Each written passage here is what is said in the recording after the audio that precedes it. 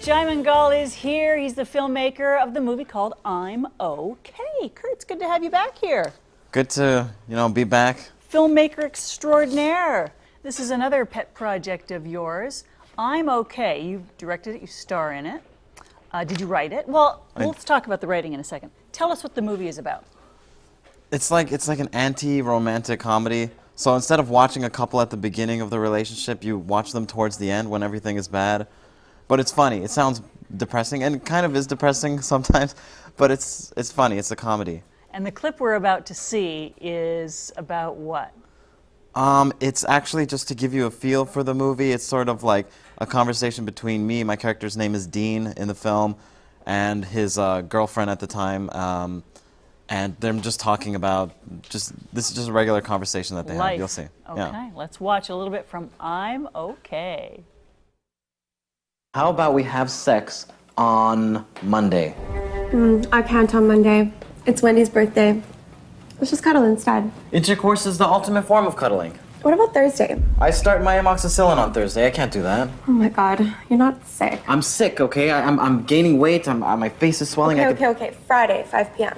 Having sex with you is so routine. It's like I'm paying with my credit card. It's like you're like, go ahead, sir. Insert. Oh, actually, I can't on Friday. I'm helping Hanny sell bubble tea in Koreatown. How hard is it to sell bubble tea to an Asian person? Okay, Wednesday at 4. I have to babysit at 5, my niece. Oh, right, your buffer period. I need a 90-minute buffer period after ejaculating before I can interact with a family member. Okay. Wednesday at 7. 7:45 can work for me. I think that could work. I'll bring the bubble tea. And some tetracycline? That's what married couples sound like. And you guys haven't even gotten married yet. Yeah. Oh, it's so true. Now, you surprised me with this little nugget of information. That scene, along with the other scenes in the movie, unscripted. They're scripted amongst like a very sort of outline. Okay, the outline, right. So let's say like we're having a scene. Normally people would say, Kurt says hi to Val. Val says, how are you to Kurt. But instead, in my script, it would be Kurt greets Val, and Val asks Kurt about his day. So this way, in the scene, I can be like, yo, what's up? And then you could say whatever you want to say, you feel like saying in the moment. It's just more real. So it's very tightly scripted, managed, but there's so much wiggle room within that. Cool. Yeah. Now, that doesn't make editing trickier, does it, in the end? It was. Oh, here's another thing. I love European films, and I love long takes. Like if it's just us talking, normally what they do if you're directing it is you have an over-the-shoulder camera, you cut between these two people. What I like to do is I like to set one camera far back and let these two people talk and have the scene play out in a long take. And if they mess up, then we just have to redo the whole scene. And to the point where like I would reshoot 27 takes was like normal. Wow. It was it's kind of, the actors didn't like it that much, but the film is better because of it. Well, it's what matters is what we see in the end on the screen, right?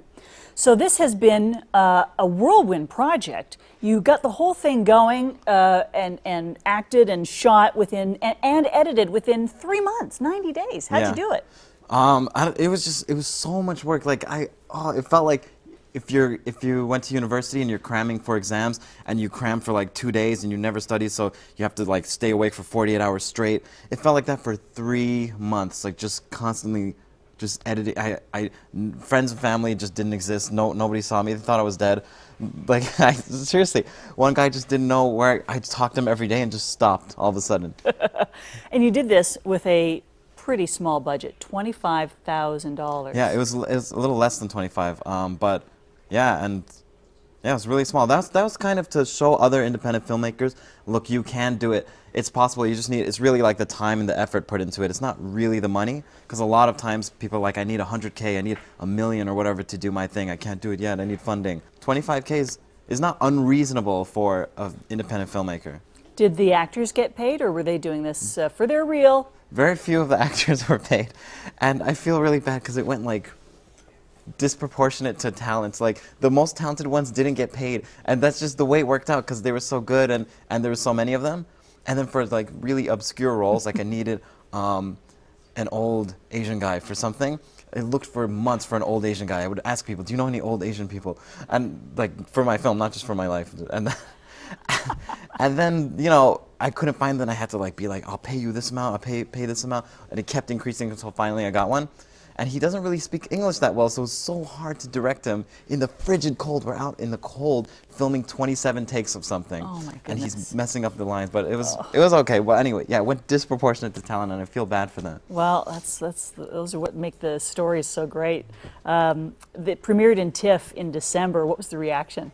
Oh, yeah, so it was really good. Like a lot of people loved it, and not just not like they're fake loving it because they have to say nice things. They're like, oh yeah, it's a nice. No, they're saying like really specific parts of it, things that like you have to notice a sentence in the beginning to know that that connects with the storyline at the end. It's really sort of tightly cut like that. Like there's so many different storylines and different layers, and I'm surprised like a lot of people got it and liked it, and yeah, the reception was like really. I don't know, it's really good. I mean, I don't know. To me, I look even looking at that picture, I still look fat. I feel like my cheeks are fat, but that's just. It's just I don't know. I was eating nachos last night too, and I was like, oh, I gotta be on TV in the morning.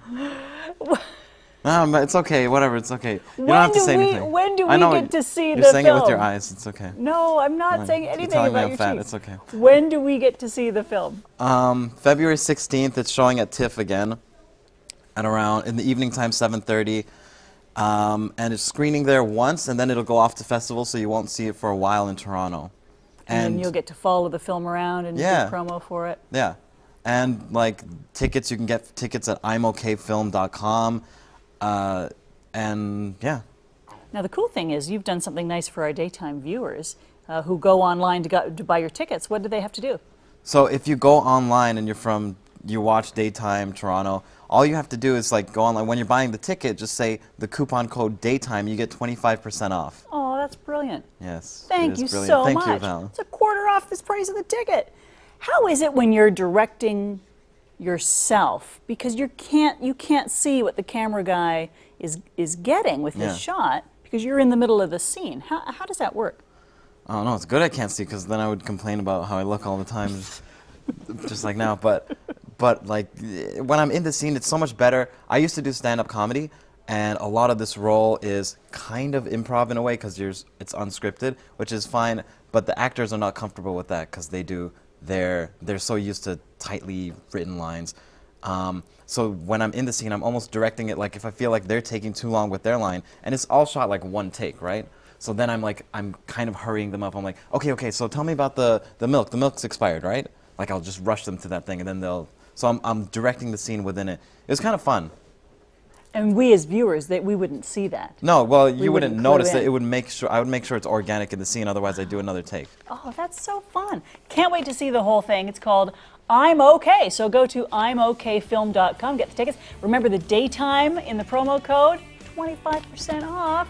And also you can get more information at indiefilmto.com. The show will be shown February 16th.